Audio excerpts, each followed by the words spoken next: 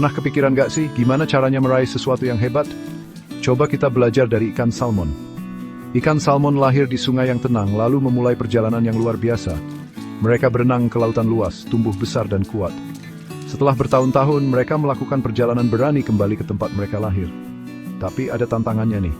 Mereka harus melompati air terjun dan batu-batu besar. Mereka menghadapi rintangan dengan berani. Lompatan mereka yang kuat bukan cuma untuk pamer loh.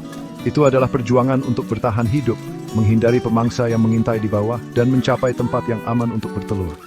Setiap lompatan membuat mereka semakin kuat, memastikan mereka bisa melanjutkan siklus kehidupan yang luar biasa ini. Jadi, lain kali kalau kalian dengar tentang ikan salmon, ingat, salmon bukan cuma ikan biasa.